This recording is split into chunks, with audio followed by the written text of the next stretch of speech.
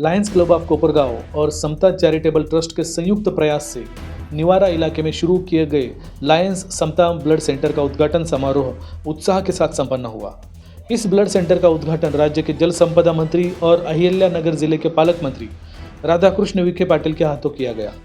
कार्यक्रम की अध्यक्षता समता चैरिटेबल ट्रस्ट के अध्यक्ष काका कोयटे ने की। इस मौके पर राधाकृष्ण विखे पाटिल ने कहा कि मरीजों के इलाज में समय पर खून की उपलब्धता बेहद जरूरी होती है। हादसे, ऑपरेशन, प्रसूति या गंभीर बीमारी के इलाज के दौरान अगर वक्त पर खून नहीं मिले तो मरीज की जान को खतरा पैदा हो सकता है।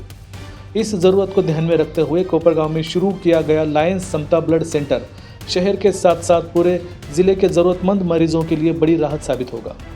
उन्होंने कहा कि इस ब्लड सेंटर के जरिए कोपरगांव और जिले के मरीजों को जरूरत के वक्त सुरक्षित और पर्याप्त खून उपलब्ध कराने में मदद मिलेगी।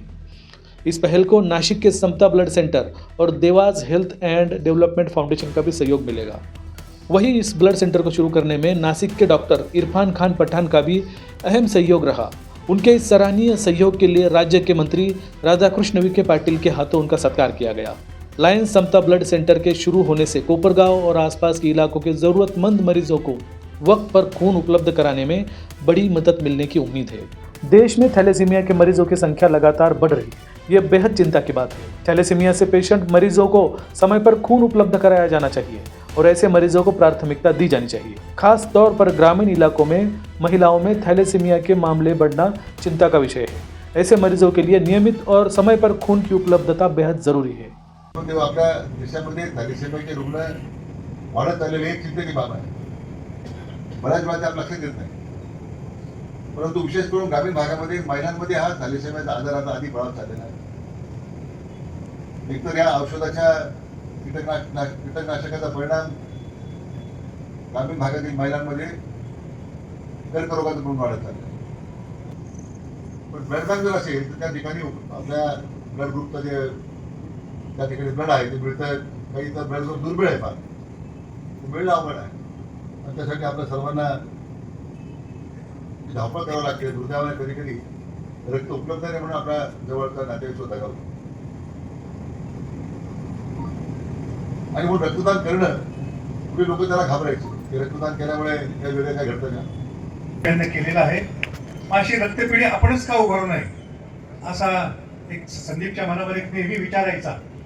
कोरोनाच्या काळात मध्ये सुद्धा ज्या प्लाझ्माचा तुटवडा होता, संदीपनं 5 वेळा प्लाझ्माचं डोनेशन त्या ठिकाणी केलेलं आहे आणि या निमित्ताने लायन्स क्लबने जेव्हा ब्लड बँक स्थापन करण्याचा उद्देश सांगितला, आम्ही सुद्धा समता चॅरिटेबल ट्रस्टच्या वतीनं त्याला सहकार्य करायचं ठरवलं आणि ते स्वप्न आज या ठिकाणी प्रत्यक्षात उतरत आहे आणि ते स्वप्न साकार करीत असताना आमचे नेते राधाकृष्णजी विखे पाटील असोत, विवेक भैया कोले असोत, आपले आमदार आशुतोष दादा काळे आज प्रकृती अस्वास्थ्यामुळे जरी उपस्थित राहू शकले नाही तरी त्यांचे आशीर्वाद या आमच्या या कार्यक्रमाला नक्कीच आहेत। एक शाश्वत रक्तपेढी जी कुठल्याही भेसळयुक्त आपल्याला रक्त उपलब्ध करून देईल अशी एक हक्काची आपल्याला या ठिकाणी लायन्स क्लब आणि समताच्या वतीने एक ब्लड सेंटर उपस्थित झालेला आहे।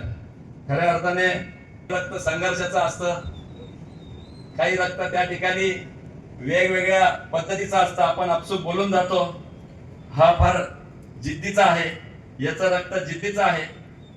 त्याच्यामुळं या माध्यमातून एवढंच खरं तर विनंती करतो की रक्तामध्ये इमानदारी असली पाहिजे, रक्तामध्ये बेईमानी नको, धोकेबाजी नको। आपल्या रक्तामध्ये कुठलंही, विशेषतः युवा वर्गाला मी आवाहन करतो, कारण की देशबाह्य शक्ती आता या ठिकाणी कार्यरत आहे। स्वातंत्र्य दिन आज आहे, त्याच्यामुळं देश अभिमानाचं रक्त आपल्यामध्ये सळसळलं पाहिजे।